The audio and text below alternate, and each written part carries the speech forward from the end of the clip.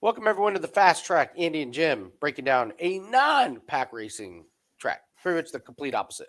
Going to a road course here. So we're going to talk a little bit about COTA, the massive track that is COTA, one of the craziest turn ones. It's got to be the craziest turn one in NASCAR. It's got to be. The elevation rise and then the drop off after. It's a wild turn one, man. Yeah, that's and they're 19 wide going into turn one. I mean, you're going to see, looks like a parking lot going into Disney World. Yeah, it's like Kyle Larson takes the lead. They go into turn one, and he comes out 14th.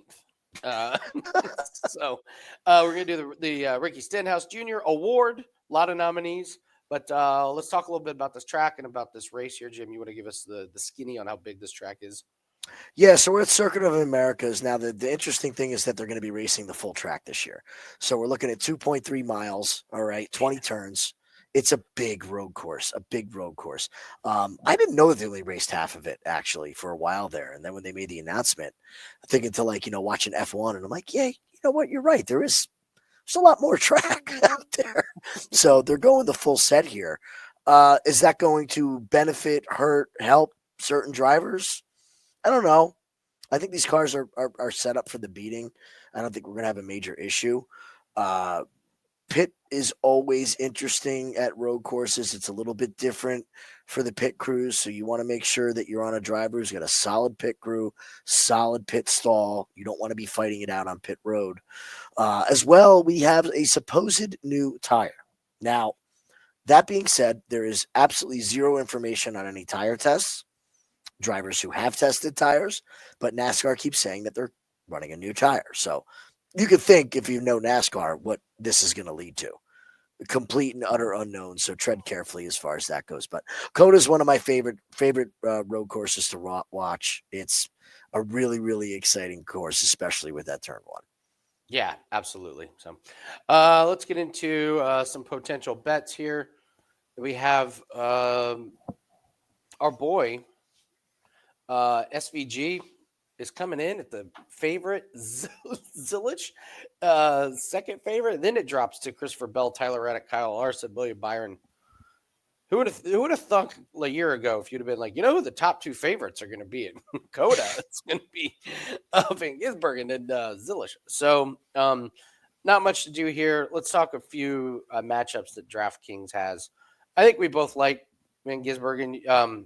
Zilich is you're gonna hear a lot about him. Do you want to explain a little bit about who he is and where he comes from? So he is an 18-year-old prodigy.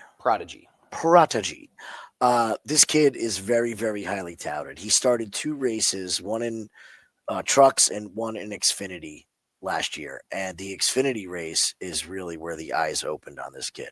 He drove through the field 3 times at Watkins Glen to blow away the field. I mean, going away by seconds. He had to believe a penalty and then an off-strategy pit and went to the back and just flew through the field. Now, that being said, that is in Xfinity. There are some drivers in Xfinity that are just taking up seats, okay? He's good. I'm not saying he's not good, but this kid is 18 years old, and the Cup Series is a way different animal. This car is different. This is not like an Xfinity car. The Xfinity cars are heavier. They turn better than the Cup cars. The Cup cars are so aero sensitive that he has not seen anything like this. Is he going to be good? I'm sure he is. But it's going to depend a lot on the car setup and if this moment is too big for him. The kid's got pedigree.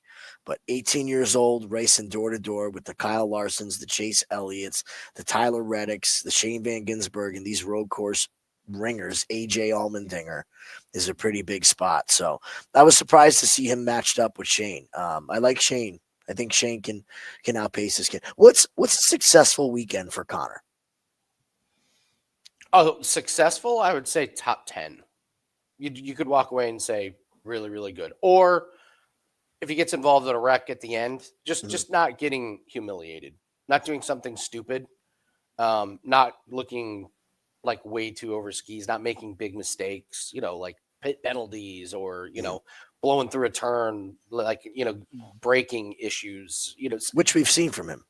Yeah. So, because like There's a big difference between passing some guys in the back of the Xfinity and trying to get around AJ Allmendinger Yeah. or trying to get around Chase Elliott for seventh. Like it's a completely different. So I would say don't do anything stupid. Mhm. That like avoid the big mistake. Get through this race without the catastrophic, thing. Just let the race come to you. If you got a car that can pass, go for it. If not, don't force the issue. That would be my definition of Yeah, excitement. see, if that's the case and that's the mentality he has, I like Van Gisbergen.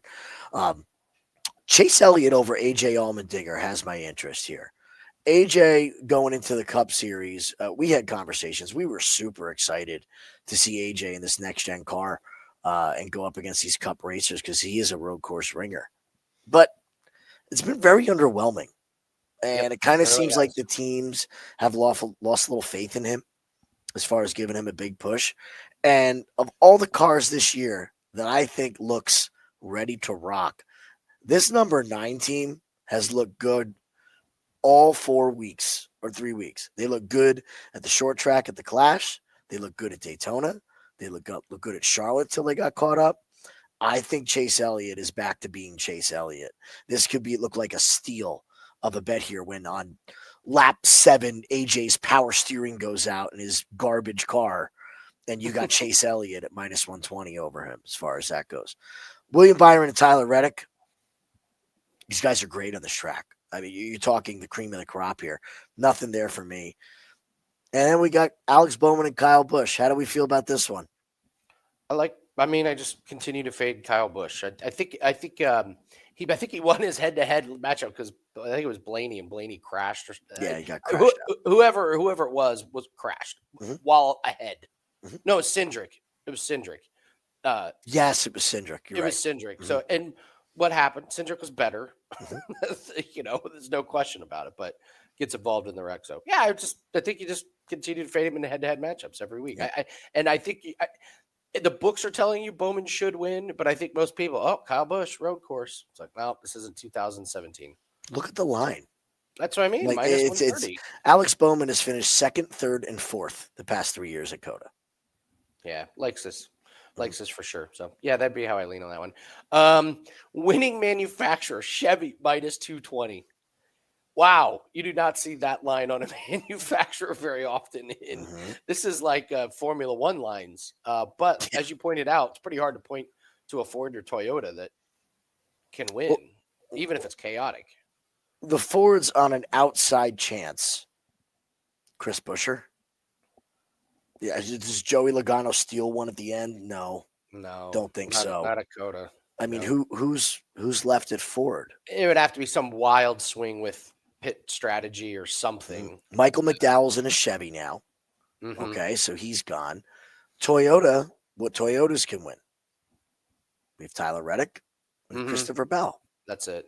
I, Yeah. I don't see it coming from anywhere else. So it's a question of how to play this. You guys know we like to take the two manufacturers when they're at plus money. Well, we're not getting that.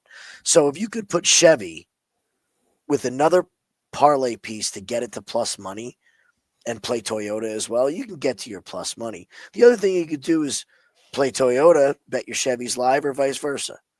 But Yeah.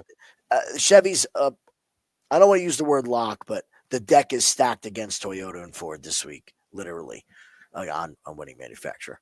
Yep. Yep. I agree. So, I still can't get over the minus 220. So It's wild.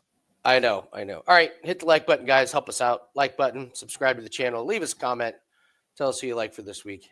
You ready for the Ricky Stenhouse Jr Award? Let's do it. This is a long list. All right. Long list from the And Better Health 400 at Atlanta. Blaney and Briscoe bump. They take out Chase Elliott. Gibbs tries to shoot up the middle. Suarez and Gilliland both were like, I will be damned if you're going to shoot up the middle on us, and we will take out half the field to prevent you. So, bold move there. Cindric hits the wall. Byron hits Cindric while in the top 5 with only 3 laps left. Your boy Carson pushing the wrong manufacturer to the lead. Sure they didn't bring that up after the race. And then just NASCAR ending a race on a yellow halfway through the last lap. And here's the thing. I just don't know what the fix is. Like, you have a wreck. They let it go at Daytona. and everybody was Mm-hmm. very happy about it. And now they throw it here in Atlanta, and everyone's mad. But everyone needs to understand something. This isn't a 2 mile track. It's a 1.5 mile track. Atlanta's not big. Yeah. They're more jumpy to throw the caution when it's a smaller track because the next thing you know, the cars are back around even after the checkered, going through the debris. So Yeah. that's what they're trying to solve. But I think with these super speedways, you're going to have to start letting it go to the finish. You got to Yeah. let it go to the finish line if you're in turn 3 coming out. Like you Yeah. just have to. Or you say something like, if there's a wreck, and if, as long as it's more than halfway through the lap, we Mhm. let it go. And you got to let the drivers know, like, it's got to come over the radio. There's a wreck halfway through, so right after the checkered, there's no bumping, there's no Yeah. banging, there's no nothing, and if you do, you're suspended for the rest of the season. Mhm. I just, something like that. There's got to. I don't know what the exact answer is, but there's got to be a better way than that. Yeah. So, like, because didn't know. Like, at least the checkered flag, you see the checkered flag coming, you got to make your move and Mhm. set it up. But that was just so blah. They Like, did this to Eric Jones in the duels. He hmm wins the race, and they're like, "Oh, you're the winner." And they go, "Wait a minute, the caution light came out right before the finish line, yeah. and he's E- losing." I mean, Either it's not right. either that, or you're just like, you know what, guys, you're just gonna finish at the checkered flags. If someone Yeah. wrecks on the last and we throw a caution, you're starting over again with 2 laps to go or something. But Mhm. doing that just can't really happen. All right. Who's the winner this week? I'm gonna eliminate ending a race on yellow halfway through the last lap. I'm gonna eliminate Blaney and Briscoe. I do like Gibbs trying trying to shoot up the middle in the middle of the race, and Suarez and Gill, and cause a big wreck. Um, I'll eliminate Cindric hits the wall and Byron, because you're racing for the win. You got to get wins. Mhm. You get a win, you make it a playoff. Yeah. So I get it. Like, it's worth the risk, because you just like, hey, we get a win, we coast the rest of the regular season. So I have it down to pushing the wrong manufacturer to the lead, or Gibbs shooting up the middle, Suarez and Gill in wreck half the field to prove a point. Which one do you like? Well, the biggest story is Hussevar because the whole freaking field is mad at him now. So now he has It's no true. friends. All right, that's true. Like He did literally make everybody everyone was upset. mad. Everyone hated him. Okay. He got Ford mad, Toyota mad, and Chevy. You're right. So like You're when right. That's Dodge comes silly. back into NASCAR in a couple years, at least he knows where he can land because Yeah. they were pretty Okay. livid. And that's a really big no in the sport is you don't help the competition Truth. get to the Okay. lead and get the win here. So Okay. lesson learned for a young driver, but Okay. not a We'll good go. look to start the season. All right. We'll go with that one. Pushing the wrong manufacturer to the lead. All right. That's your winner for the Ricky Stenhouse Jr Award. So, all right, guys, 30-day special is still going on a 14-1 all sports run. We are going to have bets in NASCAR this year. That's why we've committed to doing this show. So, listen, I don't know what to tell you. This is what we do. This is how we build our own bankrolls. These are plays that we bet with our own money. A lot of people have jumped on board this year. We're up 40 units so far this year. Remember what Corbin's goal was, to win 200 units this year? And we were Mhm. like, we are on pace for 220 units this year so far. So up 123 last year. So you want a chance to check us out? 30 days. We're going to knock $100 off. So no promo code needed. Just go to wagertalk.com, go to Andy Lang's profile page, and we'll get you taken care of there. So, At all time right, of recording this week, I believe we are what?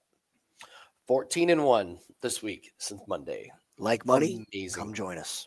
Absolutely. It's been a fantastic ride. So I don't expect to keep up that win rate. We're going to try, but I don't expect 93% to for the rest of the 30 days. But yeah, last 60 days have been real good, real good. Mhm. So, all right, guys, that's going to do it. Thanks very much for joining us. Good luck on your plays. Don't forget to join us for Takedown Live, where you watch the UFC event live, give out some live bets and predictions. Good luck on your plays, and we'll see you everyone later. Good luck, guys.